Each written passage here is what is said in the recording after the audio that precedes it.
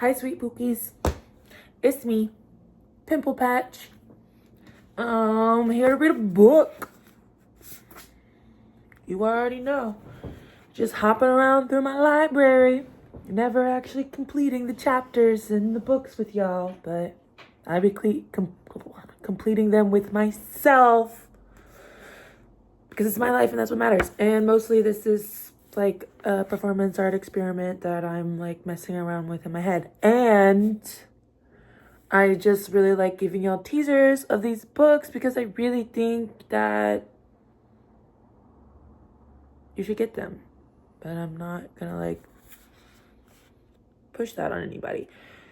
I've already read the first chapter of this book, but I kind of don't want to just like jump into it without the like context that this gives, because Dean Spade, the author of Love in a Effed Up World, How to Build Relationships, Hook Up and Raise Hell Together, he did a really good and intentional job at like laying out the chapters.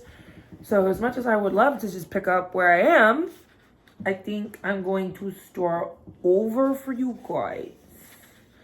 And I'm going to start at the introduction because it's good. I'll wait to spark up. There are two quotes. The first one: "Everything worthwhile is done with other people," by Mariame Kaba, and we do this till we free us.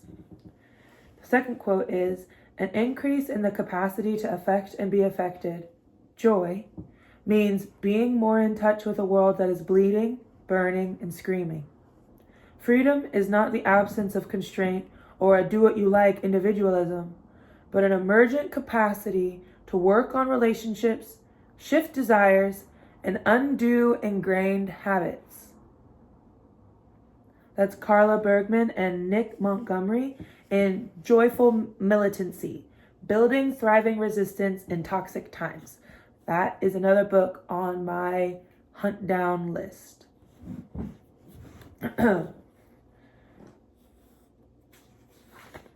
I read? Yeah, I'm going to. Okay. "For 2 decades, I have been part of social movements striving to end criminalization and violence and build a world where all people have what they need. I have been a lawyer, writer, and organizer in the trans liberation, anti-war, and prison abolition movements. This work in resistance movements has been the biggest joy of my life and the source of my deepest friendships. The conditions under which we now live are brutal, but I find inspiration and strength in studying and being part of the resistance, working side by side with people who have devoted their lives to liberation. But resistance movements are also sites of intense conflict, certainly with the powers that be, but just as often within the movements themselves. Revolutionary energy creates a charged atmosphere both politically and personally. Conflicts that are simultaneously about what we should do together and about our personality differences often get in the way of the work. It's not surprising that friendships and sexual relationships develop between organizers, where passions run high, shared values and goals can give a sense of belonging or intimacy. Of course, we're going to hook up with the hot, brilliant people in our movements, those who understand our ideas and want to fight for liberation. As a feminist and a queer, I know how important sexuality can be as a site of transformation, expression, and community building. Sexual and romantic relationships are thrilling and can be meaningful sites of self-discovery, support, and healing. In fact, many people join resistance movements to find like-minded people. It might be obvious to say that sex and other types of connection go hand in hand with resistance work. We find the relationships we've longed for in resistance movements. But the excitement of finding these intense connections doesn't guarantee that they will unfold smoothly. Working day to day with others in these movements, I have seen and experienced too often how difficult and destructive relationship conflict between organizers can be. Even people who have dedicated their lives to their principles can end up acting in an unprincipled way, often unconsciously, in relationships. Why is it that we find the courage to boldly confront mainstream societal norms and structures, yet are so often unable to treat our romantic or even platonic partners with care and generosity. Why do we lose our principles when we become insecure, disappointed, or jealous? Why do we act our worst in sexual and romantic relationships? And why do we prioritize romantic connection above other types of relationships like friendship? And then I would add to that, for all you poly folk, and I think for my generation, I'm 28 and younger, like I would add, like, why do we prioritize or like not prioritize our friendships and say, like, oh, we aren't dating, so it doesn't matter. I feel like we treat people in that space, we can treat people very selfishly, but he talks about this moving forward. So I have seen again and again how difficult it is for us to align our values with our actions in relationships. I've witnessed firsthand the way our behavior with romantic and sexual partners can explode groups, sabotage projects, and thwart our work. I have deeply questioned my own behavior, used countless tools to make changes, and help those I mentor and collaborate with to transform those harmful patterns in themselves. I wrote this book because the stakes are extremely high. I believe we can and must bring our most radical, visionary ideas of liberation into our practices of sex, love, romance, and to all the relationships in our lives. Hell yeah, brother. We need each other now more than ever, and we have to learn how to stick together, even when emotions run hot. Love in a fucked up world doesn't offer a quick fix or a 30-day solution. Those don't happen in real life. What it does offer is a practical roadmap for how to navigate some of the most common patterns of relationship conflict and practical tools for managing knee-jerk reactions and situations of high emotion. This book can help you build a liberatory, supportive relationships you crave and strengthen the groups and movements you care about. To bring our principles more fully into our relationships, we need to: 1. Understand the cultural messages and conditioning that dictate our ideas of what relationships should be. 2. Identify the way those conditions and cultural scripts influence our own behavior and reactions. And 3. Take practical steps to de-escalate our knee-jerk or conditioned reactions and move toward behavior that aligns with our beliefs about how we want to treat ourselves and others. Throughout this book, I will share stories drawn from my life as well as from the lives of people I collaborate with in movements. Stories about struggling with the range of relationship tangles that haunt so many of us. I'll also offer questions and exercises to help you dig into how harmful cultural narratives might be impacting your own expectations and communication in relationships. These exercises are the first step to getting free from cultural conditioning.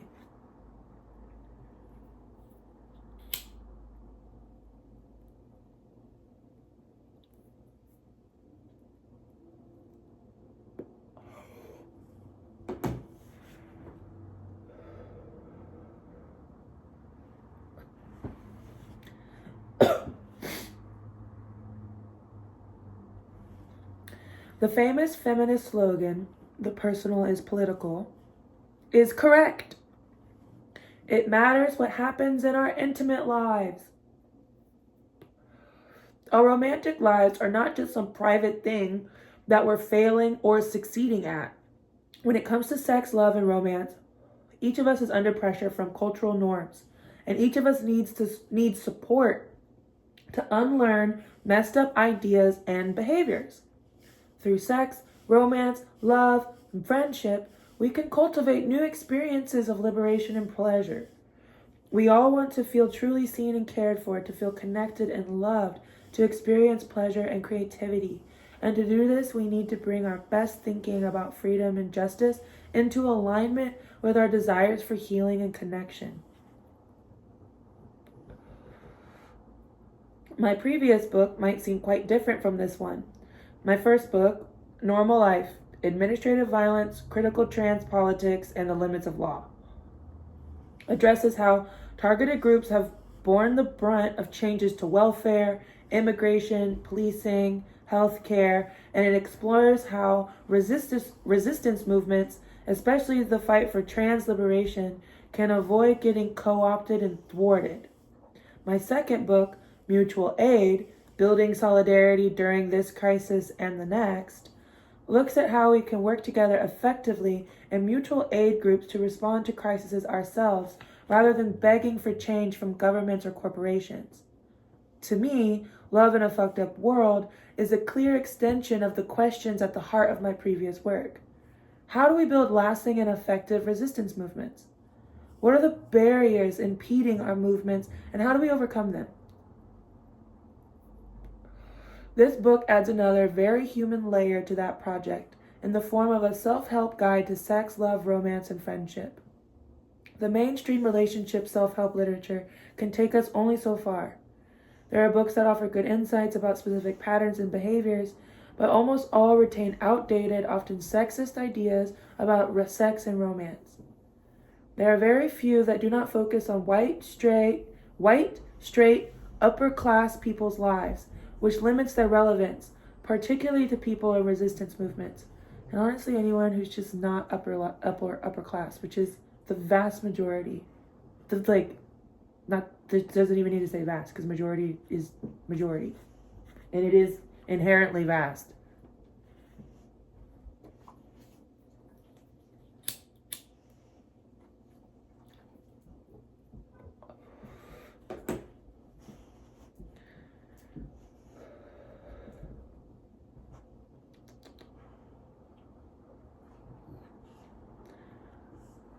Most love and romance self-help books are written by therapists and based on their sessions with individuals and couples, or else by someone who claims to be extremely savvy about dating or communication.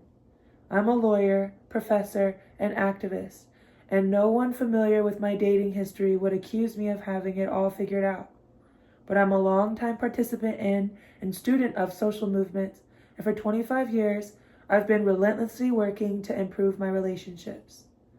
The most profound insights I've encountered about how to treat each other in relationships come from writers like Audre Lorde, Bell Hooks, Lauren Berlant, Amy Koyama, Shira Hassan, and Mariame Kaba. People whose wisdom about relationships comes from being part of communities in crisis and movements for justice. This is not an accident.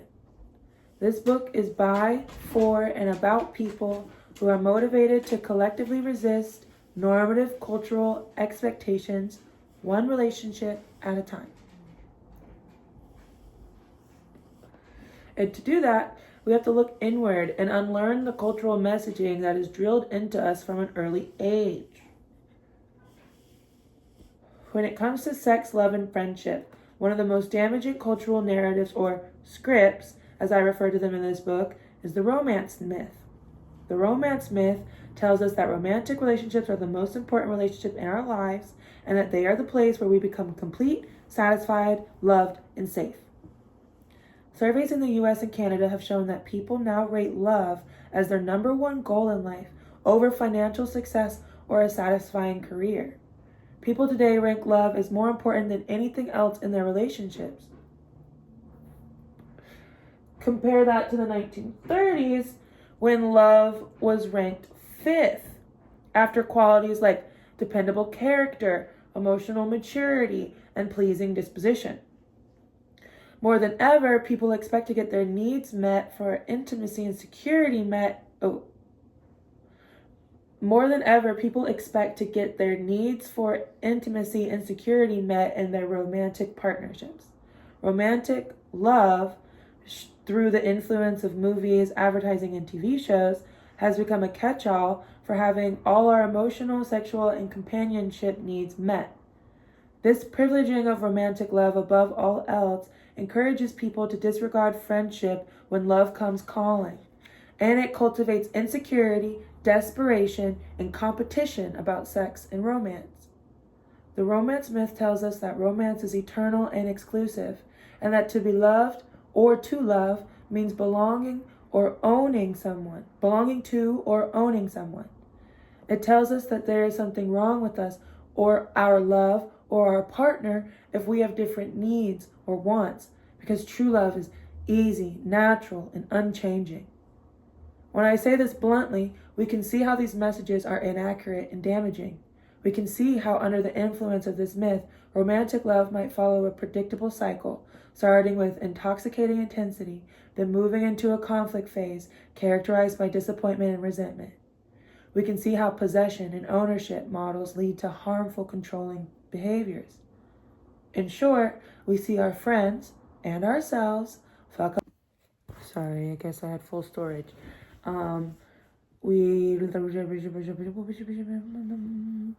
We can see how under the influence of this myth, romantic love might follow a predictable cycle, starting with intoxicating intensity, then moving into a conflict phase characterized by disappointment and resentment. We can see how possession and ownership models lead to harmful controlling behaviors. In short, we see our friends and ourselves fuck up our lives and hurt each other, making bad decisions driven by illusions about romantic relationships. Yet most of us are still haunted by the romance myth. When things don't work out with a date, we see it as our own failure. We assume it was our fault, that we chose the wrong person, and that if we just chose better the next time, we'll break out of the cycle. We judge and blame our exes and speak badly of them in our communities. Or we judge ourselves harshly because we don't have specifically romantic relationships, discounting the importance of friendship and other connections in our lives. This is just one of the ways cultural scripts alter our expectations and behavior and fundamentally undermine our efforts to build satisfying, inspiring, ethical relationships.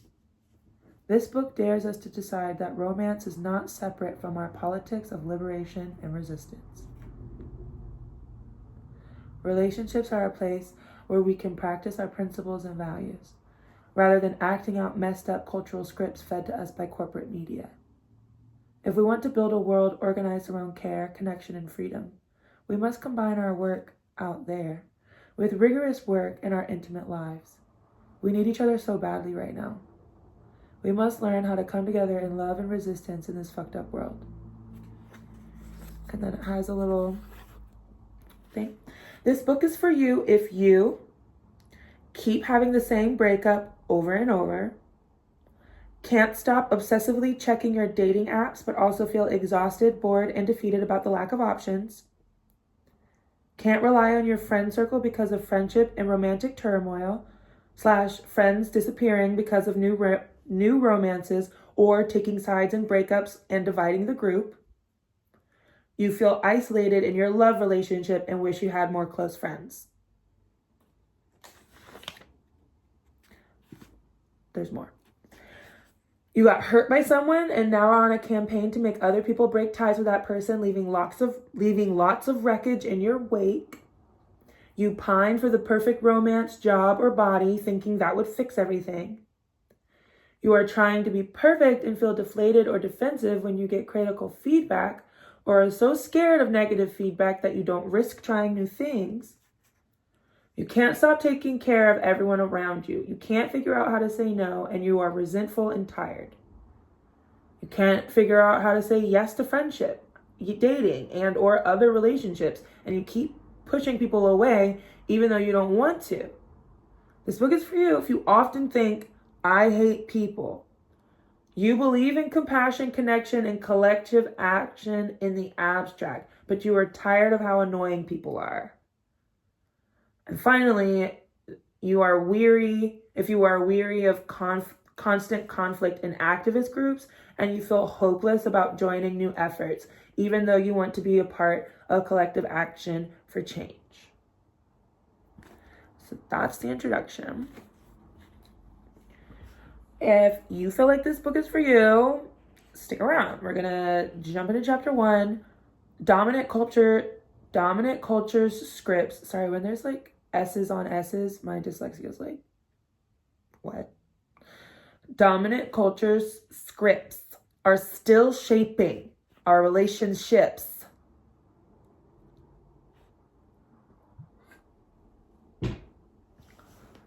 the two quotes. I'm not saying it don't hurt to be awake in this world, but stay awake, my darlings.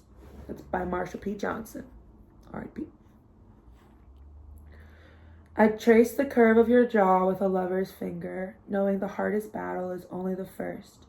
How to do what we need for our loving with honor and in love.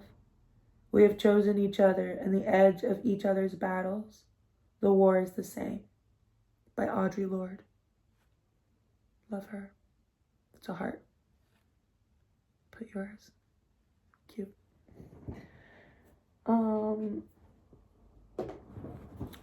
Mainstream culture bombards us with images of romantic love as the key to happiness. Many people have or hope for thrilling sexual and romantic experiences that bring excitement, pleasure, and a powerful sense of being cared for and accepted into their lives. At the same time, most of us have also noticed that people act their very worst toward their lovers and often sacrifice other relationships and priorities in pursuit of romantic connections. Worse, we are pushed to believe that the issues that inevitably emerge in our relationships are the result of the shortcomings of those of our friends. Worse, we are pushed to believe that the issues that inevitably emerge in our relationships are the result of our shortcomings or those of our friends, lovers, or partners. Rarely do we imagine that our relationship troubles originate with and are in service to powerful systems of domination and control. Intimate partner violence occurs in 30% of romantic relationships, queer and straight. And plenty more relationships foster emotional dynamics that cause people to feel isolated, afraid, bored, unloved, anxious, or trapped. Even before the COVID-19 pandemic, long work hours, commuting, moving away from home for jobs and school, and spending more time online have increased isolation across demographics. Since COVID-19, that isolation has only worsened, as have rising costs of food and rent, deepening debt, and growing inequality. More people are living alone, and many have fewer close relationships. These factors combine with the romance myth to create the feeling that a romantic partner can and should meet all of our emotional needs. This is for incels as well as for the poly people, okay? This is like addressing the male loneliness epidemic that, people are speaking in support of and also talking shit about right now. We're taught to find a partner to fill the chasm created by these impossible conditions. Of course, no one person can or should meet all of another person's needs. Too often, we do not have robust support systems to turn to for perspective and help when relationships get hard.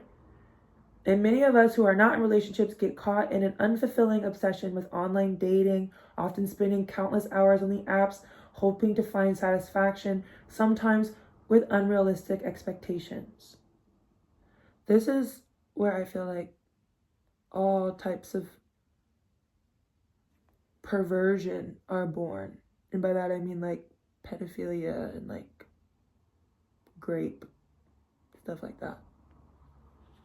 It's like so much repression on so many levels. It's not a removal of blame. Just because you can pinpoint systems and threads doesn't mean you aren't responsible for the choices you chose and the actions you did and the harm you caused, knowingly or unknowingly. There's grace in the sense that redemption is always an option as long as you're breathing. But it doesn't absolve you of your consequences, responsibility, or of the fact that whatever happened, happened. Whatever you chose, you chose. Okay. We have all seen friends hurt by romantic partners. We have all seen one another drop out of groups and activities we care about because of new love or relationship drama. We have seen friend groups, activist collectives, workplaces, and artistic collaborations torn apart by conflict related to sex and romance. We have felt that I did not have sexual relations with that woman.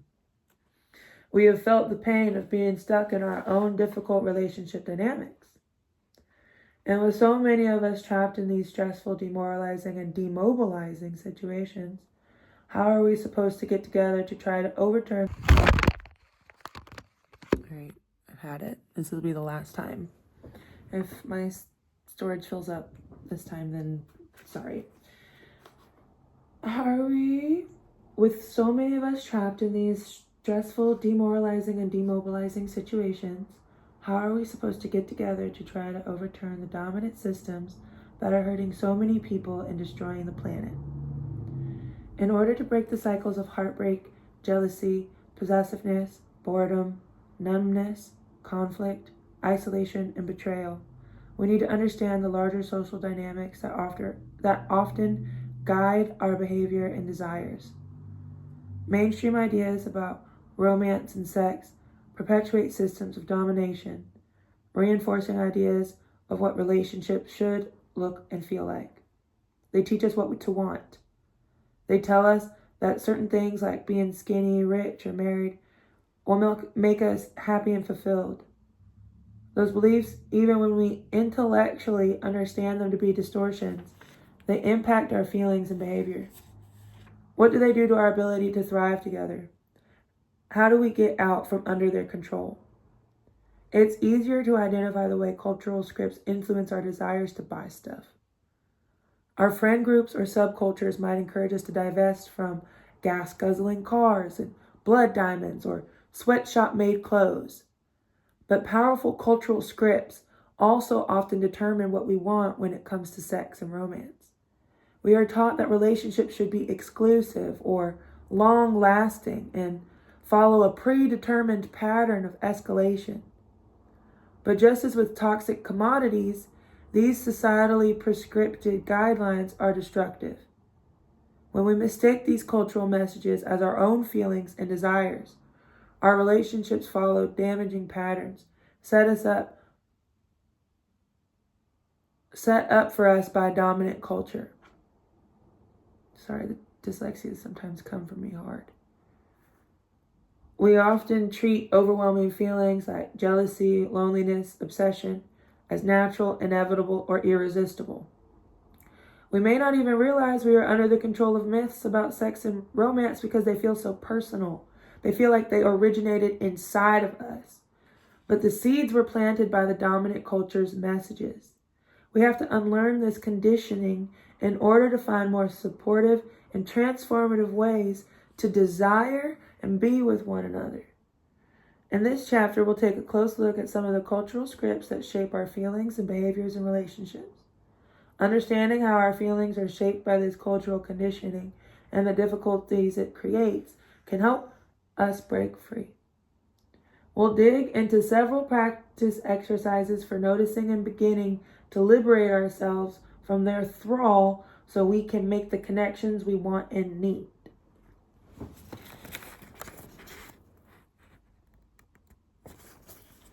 Yikes! You are reading a self-help book. You may be reading, or you may be thinking, I don't have time for this. I'm scared to look at my feelings. If I dig into my past, I won't be able to function. I'm scared to change anything in my life. If I bring up my concerns, I will lose my relationship or relationships. I'm scared no one will like the real self I would have to face. This stuff is cheesy / neoliberal / woo-woo. These things are for weak people.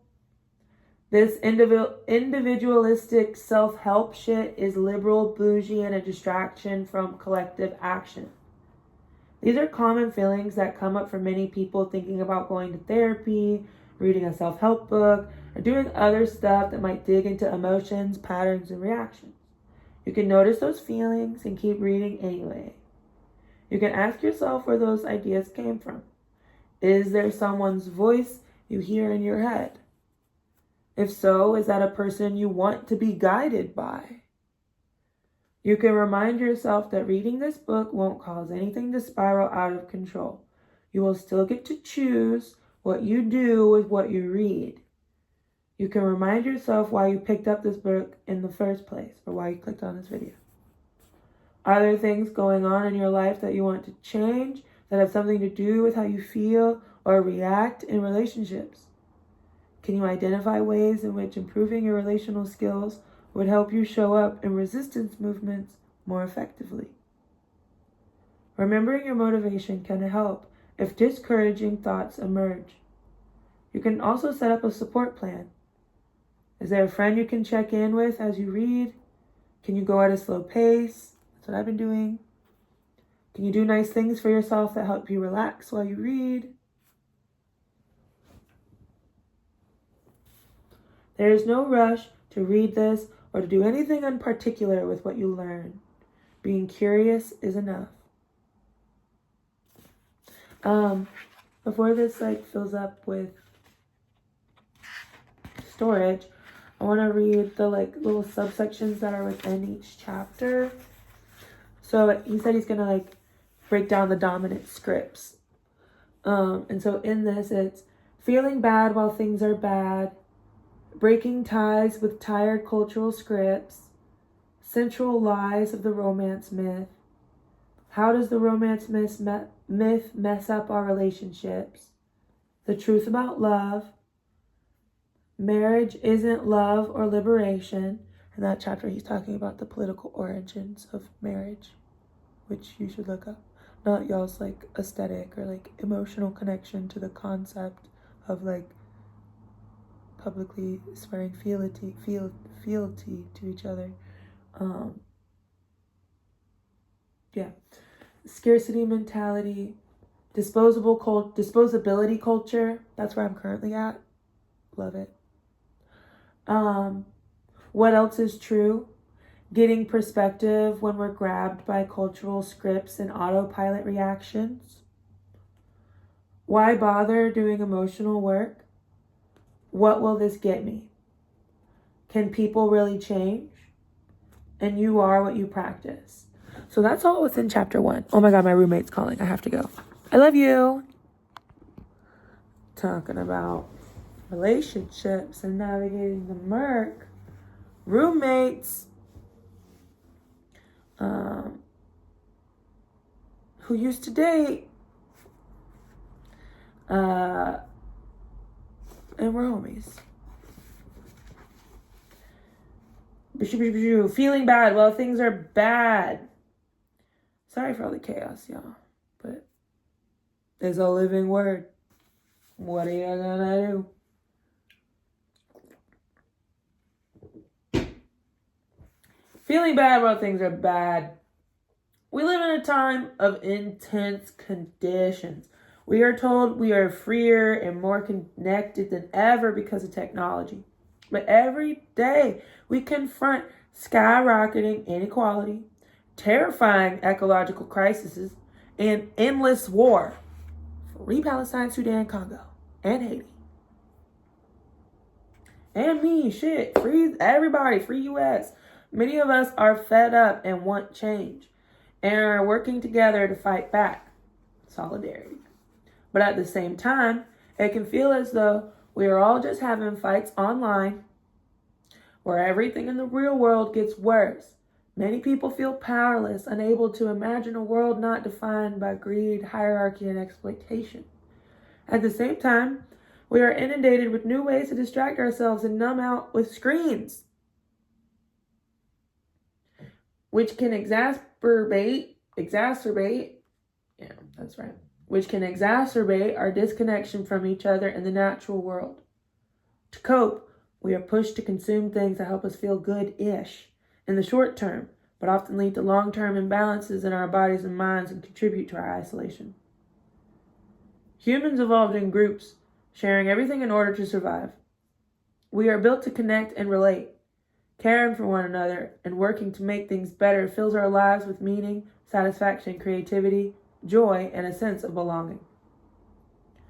Having close relationships and people to rely on can make the difference between being safe and unsafe in a crisis, or even getting by at all. The systems, we saw that with just recently with Asheville. I mean, we see that with literally everything everywhere. The fact that Flint, Michigan still doesn't have clean water. That was damn near 20 years ago. And that's how history becomes history. The present becomes history. The systems we live under tell us that being rich, being fit, having an elite job, owning the right things, or getting married will make us happy. They train us to treat each other as disposable, to measure ourselves against hierarchies that make us feel unworthy. Our relationships to those around us are what make up our worlds. They comprise the world, and we need to liberate them. Humans are relational, and we need each other. We cannot survive alone. And whether or not we acknowledge that interdependency, it determines everything about our lives. Cultural fantasies about independent individuals hide our essential reliance on one another, discounting and minimizing the care work, the cleaning, the cooking, the looking after children and elders, the emotional support that makes our lives happen. Can't be here, so I didn't birth you. Racial capitalism, the global system of racial exploitation that fuels the unbridled accumulation of wealth by the few and the suffering of the many, teaches us to think of ourselves as individuals, competing for what we can get at each other's expense. If we break the illusions of separateness, we can see that we already exist in a web of mutual care necessary for us to survive. We get everything we need from each other and the planet. Survival of the fittest doesn't make sense when you actually look at all species living in totality with each other. It's just that this web is mediated by violence and coercion so that a few people can profit. Our job is to resist and destroy the systems that turn our lives into fuel for exploiting planet-destroying industries. We must both invent new and restore old ways of living with each other, ways that nurture life, connection, belonging, and liberation. From the day we are born, those skills are undermined and sabotaged by cultural messaging. We're taught to be competitive, individualistic, acquisitive, and hierarchical. What if, when we encountered conflict, we didn't have to try and figure out who was in the wrong? I'm challenging myself to do that. I'm also challenging myself not to give any opinions, tips, or tricks when speaking, and to find literally any other way of contributing to the conversation, even if that's silence. What if we expected that conflict would be a predictable and generative part of any relationship? What if we all had enough support from friends that we could weather the storm of a conflict or breakup? What if we were so good at giving and receiving feedback along the way that our relationships didn't frequently devolve into resentment or blow up into dramatic endings?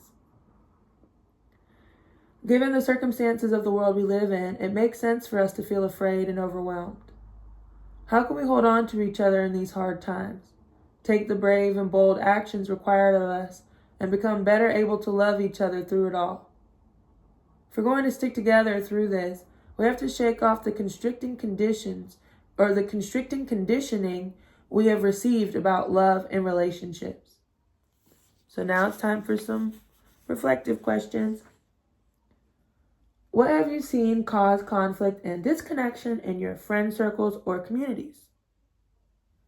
Can you imagine or have you experienced difference and conflict in relationships generating more connection, belonging, autonomy, and creativity rather than less? And what supports that? So I'm going to leave it there because my roommate's definitely about to walk in soon. And I'm going to kick it with them and not add more chaos to the chat. Thanks for sticking with me with this. Wasn't supposed to be this choppy. But c'est la vie and life be lifing. And I'm definitely going to return to share this with y'all. Because Dean Spade does have a lot of free books online and PDFs and stuff. And you all should check out the Anarchist Library, which is an online thing, which is where you can purchase books like that. That's where I got this one. as well as many other books, but they also have lots of free PDFs on there too, and like accessible readings from like innumerable international and American authors. But I'll definitely be, this one is, you have to buy, so I'm definitely gonna like do my best to try and share as much of this as possible with you all through this way, which I don't feel like is what he would, I feel like he would support that. And also the Libby app, Libby, connects to your local library, and you can check out books on your phone or tablet or your Kindle or whatever. Definitely not your laptop. Sorry about that. And yeah, there's PDFs all over. And on my website, I have a ton of free PDFs under the resources tab. My website should be linked in my bio. And I think that's all the housekeeping. I love you.